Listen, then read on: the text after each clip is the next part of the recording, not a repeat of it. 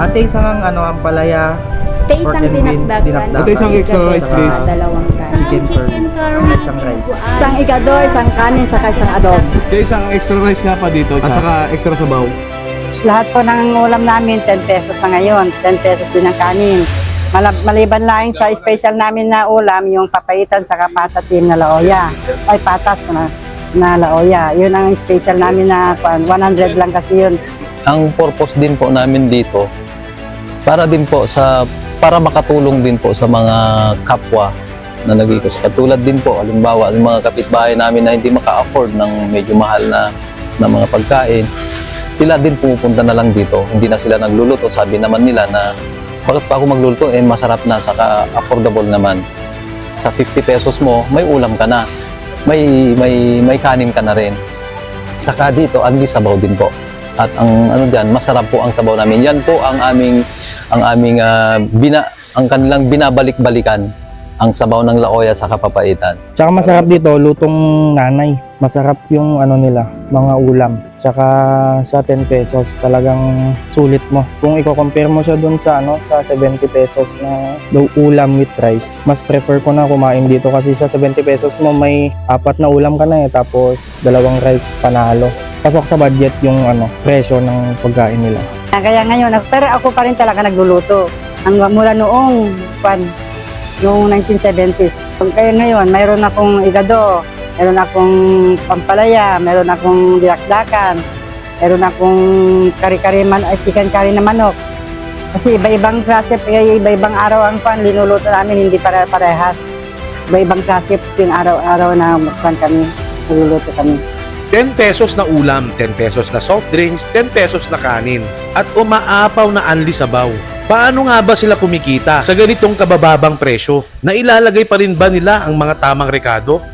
Halina't samahan niyo akong tikman ng pinagmamalaki ng Perlas Eatery dito sa Atulayan Sur, Tuguegarao City. Tara!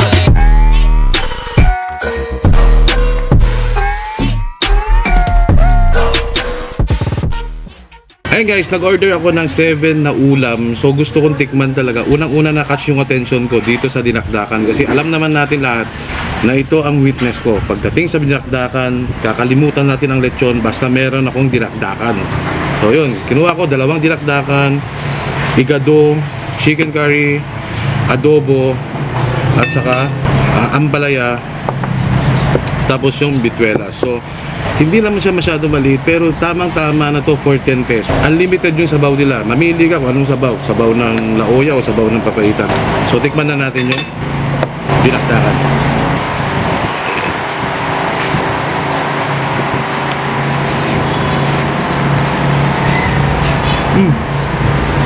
Masarap pa. Sa 10 pesos, hindi ko alam kung paano sila kumikita dito. Pero hindi nila tinipid yung lasa, hindi nila tinipid yung mga ingredients. Ganun na ganun pa rin. Siguro sa serving, 10 pesos ganito, panalo na to. Kaya sila gumawa ng ganitong presyo para makatulong sa mga kababayan natin na medyo nagtitipid, struggling sa pagkain. Dito, yung 50 pesos mo, busog ka na. Kasi bumili ka lang ng 2 karne at saka 1 gulay, 30 pesos na yon. Mag-order ka ng 2 kanin. Kasi yung kanin nila, grabe, ang laki. Kala ko konting, 10 pesos lang siya. So, ina-expect ko, mas maliit. Pero, tignan yung kanin nila, buo. Tikman natin itong gulay.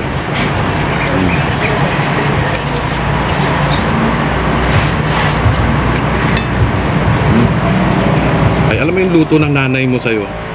Yun yung matitikman mo. Hindi siya talaga pang tawag doon, yung pang karinderya na yung parang natipid ba. Ito, makikita mo na parang linutuan ka ng nanay mo.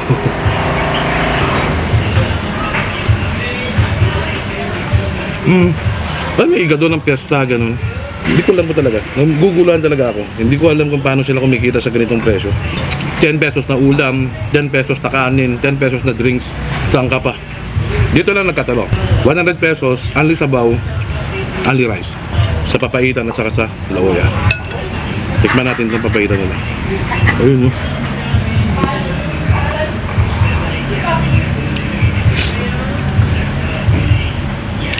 Lambot. Sobrang lambot to kasi tinignan ko yung kitchen nila kanina. Continuous lang yung yung pagpapakulo. Wala namang problema sa pagpapakulo. Ang ginagamit kasi nila dito yung mga used oil. So, approve.